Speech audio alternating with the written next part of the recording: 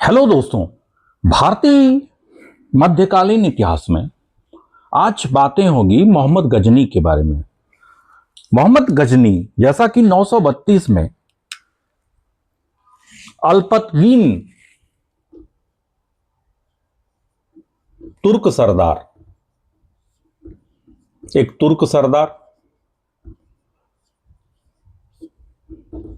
931-32, ठीक है।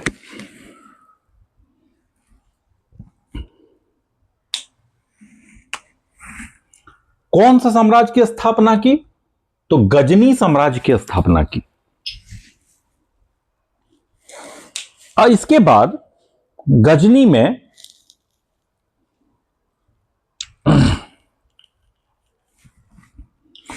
मोहम्मद गजनी का जन्म हुआ। तुर्क जो थे तुर्की, तो उन्होंने सबसे पहले भारत में आक्रमण कहां पर किया? पंजाब में। और पंजाब में उस समय शाही वंश था जयपाल।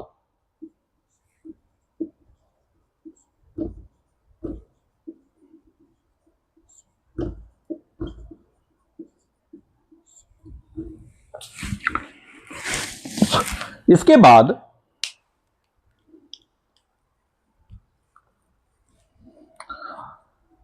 अल्तपगीन का गुलाम दामाद था सुबुतगीन 977। पहले होता था कि दामाद को ही गुलाम बना लो, कोई गुलाम है उसको दामाद बना लो क्योंकि उसमें टैलेंट है। तो वो जो गद्दी पर बैठा, और सुबुतगीन जो था उसका एक पुत्र हुआ। कौन? मोहम्मद गजनी। मोहम्मद गजनी 1 नवंबर 1971 को उसका जन्म हुआ। बर्थडे भी है उसका, तो बर्थडे भी मनाता होगा, है कि नहीं? अब है इसके बाद उस समय अपने पिता के समय में वो खुरासान का शासक था। एक जगह है खुरासान, उसका शासक था। और जब 27 साल हो गया, 998 में, 27 साल में गद्दी पर बैठ गया, मतलब चुनाव जीत गया। अब इसके बाद भाई चुनाव जीता तो उसके बाद क्या किया कि बगदाद का खलीफा अल आदिर बिल्लाह ने मोहम्मद गजनी को मान्यता प्राप्त करते हुए यमीन उद दौला का टाइटल दिया। नाम तो प्रचार करना होगा ना। इसके बाद गजनी जो है भारत का आक्रमण के बारे में सोचा। भारत उस समय जैसा कि था कि मोहम्मद गजनी जो था वो सोने का भुक्खा था। सोना सोना, गोल्ड गोल्ड गोल्ड, है कि नहीं? अनुमान 60-17 के मूवी में गोल्ड के बारे में पूरा कंसेप्ट दिया जाता था। उसी से लेकर रिलेटेड पूरा गोल्ड का जो होता है उसी पे मूवी ही बन जाता था, ठीक है। तो मध्यकालीन भारत में भी अब जब भारत आ रहा है तो ऐसे घूमने तो नहीं आएगा, यहां पर कुछ है सोने की चिड़िया। तो फिर यहां पर भारत अभियान का ही किया। तो टोटल इसने इस क्रम में 17 बार आक्रमण किया, 17 बार।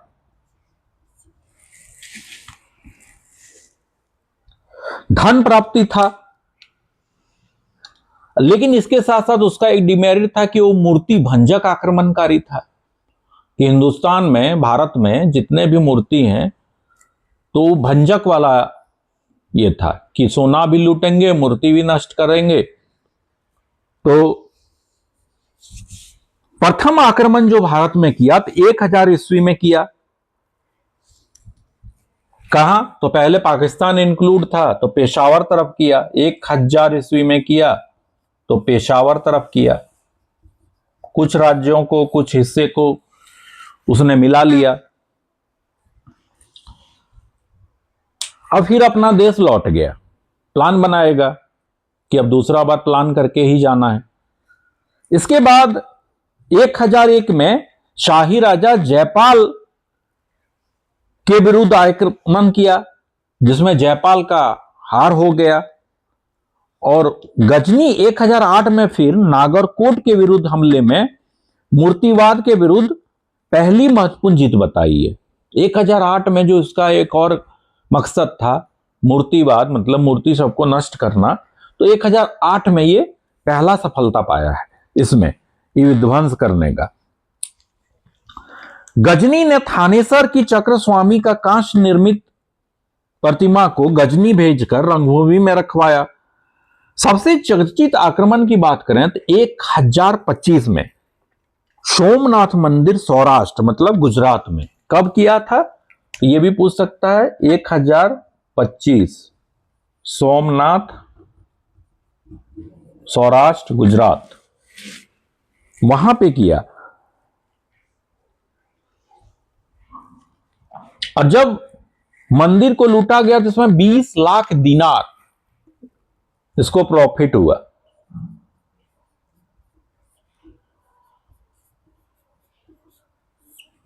बीस लाख दिनार, पहले दिनार चलता था, तो 20 लाख दिनार का इसको प्रॉफिट हुआ। हालांकि इसको लेकर बहुत सारी प्राचीन कथाएं भी है कि उतना आसानी से तो लूट नहीं पाया।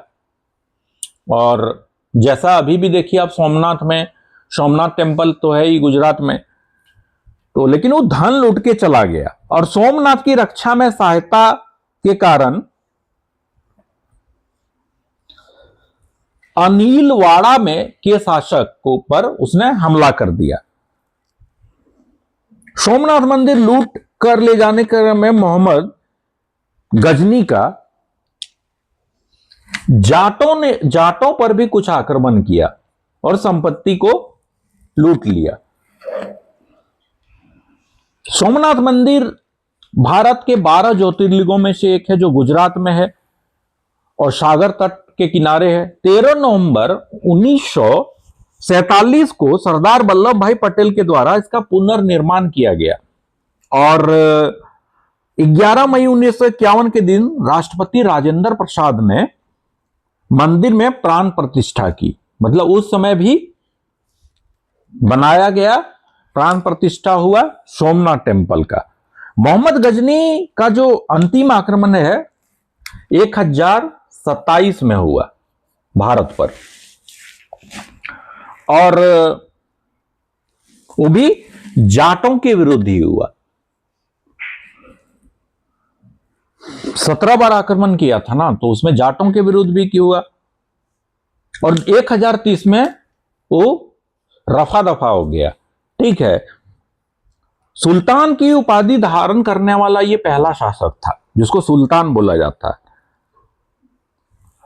और इसके दरबार में भी, सेना में भी सेवंद राय और तिलक जैसे हिंदू उच्च अधिकारी भी आसीन थे। इसके यहां अलबेरुनी, फिरदौसी, उतबी, फरूखी, इसको लिख देता हूं मैं,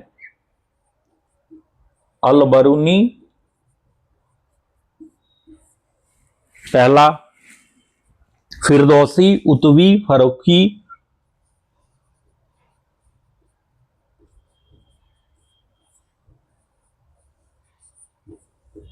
ये सब इसका दरबार में रहता था। अलबरूनी की बात करें तो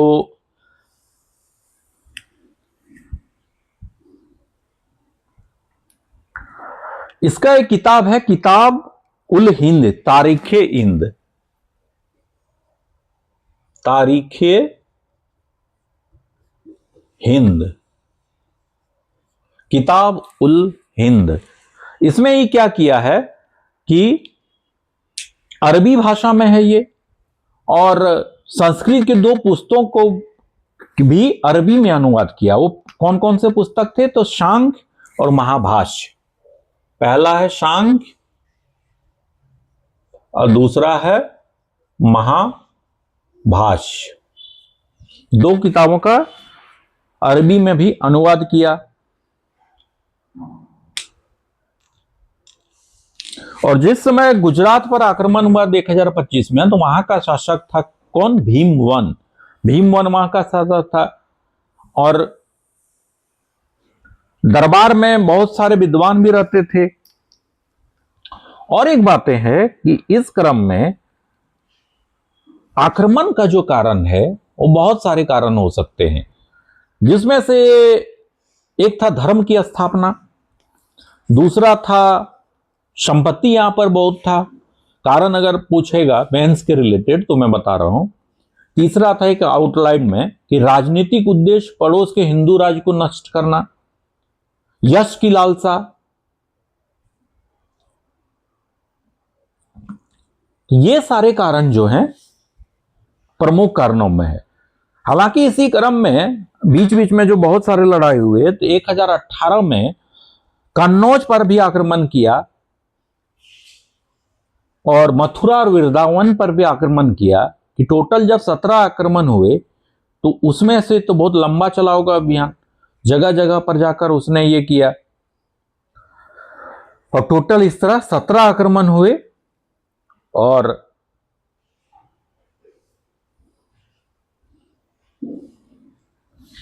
एक्चुअली ये जो गजनी वंश का था, ये यमीनी वंश से था और ईरान के शासकों की एक शाखा थी।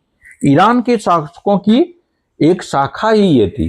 तो ये है टोटल मोहम्मद गजनी के बारे में। Thank you for watching.